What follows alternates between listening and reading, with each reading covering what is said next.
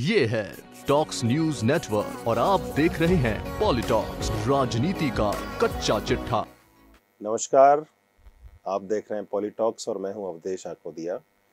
देश में इस समय लोकसभा चुनाव का माहौल गर्म है। एक तरफ प्रत्याशी नामांकन भर रहे हैं तो दूसरी तरफ बड़े नेता धुआंधार रैलियां कर रहे हैं।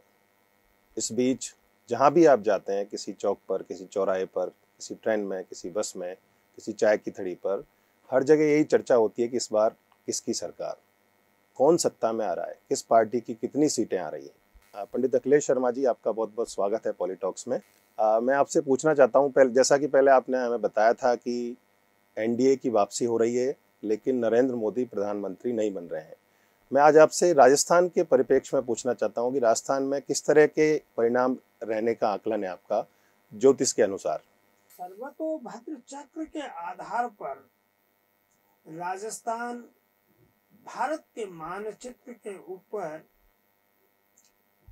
जब देखा जाता है तो उसका ध्रुवांक और उसकी राशि तुला होना ये स्पष्ट करता है कि कांग्रेस की राशि मिथुन है, राजस्थान की तुला राशि है, भारतीय जनता पार्टी की धनु राशि है।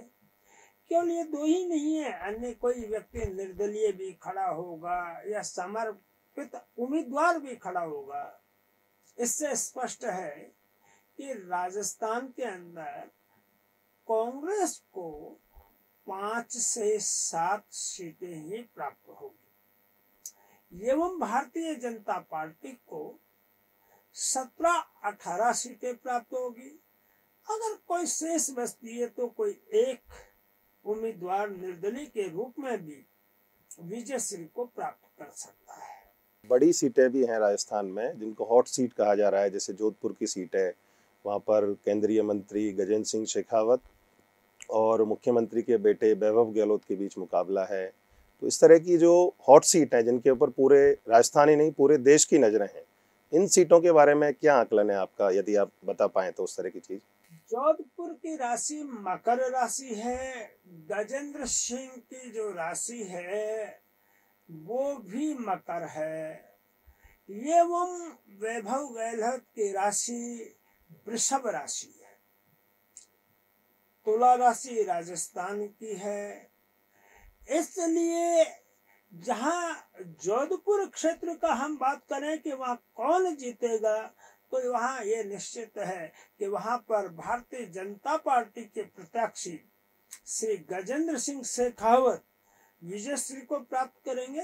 लेकिन विजयश्री का जो अंतर रहेगा वो बहुत ही कम रहेगा, लेकिन विजयश्री श्री गजेंद्र सिंह शेखावत के सिर पर ही आएगी। दूसरी जो हॉट सीट है जिस पर पूरे देश की नज़र है वो है जयपुर ग्रामीण सीट।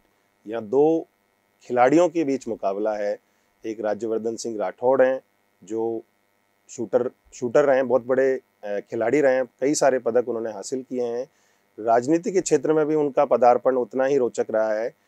पहली बार सांसद बने थे 2014 में, अभी फिलहाल मंत्री हैं। तो यहाँ पर किस तरह का मुकाबला रहेगा? कांग्रेस की तरफ से उनके सामने कृष्णा पूनिया है जो एथलीट रही हैं बहुत बड़ी, अभी विधायक का चुनाव जीती हैं 4 महीने पहले ही।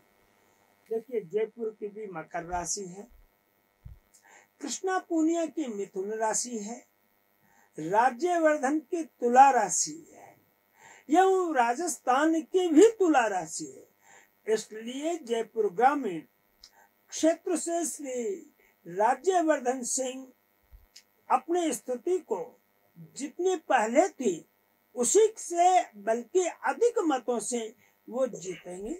इसलिए राज्यवर्धन का जो आज वर्चस्व है विजयश्री में उससे ज्यादा बना। 2014 के जो चुनाव थे उनमें सबसे बड़ी जीत हासिल की थी राजस्थान में जयपुर के प्रत्याशी रामचरण बोहरा ने। 5.5 लाख के करीब वोटों से वो जीते थे। इस बार किस तरह का परिणाम रहने की उम्मीद है आपके हिसाब से उनकी? पुनः वही मकर राशि है, रामचरण बोहरा की तुला राशि है और ज्योति खंडेरवाल की मकर राशि है।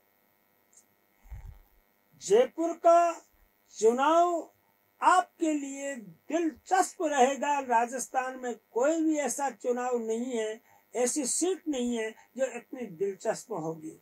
रामचरण बोहरा बिल्कुल मतांतर से हार को प्राप्त करेंगे। वो चाहे एक मत भी हो सकता है, जैसे सीपी जोशी हारे। ज्योति खंडेलवाल निश्चित विजय होगी, लेकिन मतांतर बिल्कुल न्यून रहेगा, इसमें कोई संदेह नहीं। मैं एक सीट का और आपसे पूछना चाहता हूं, अलवर सीट का।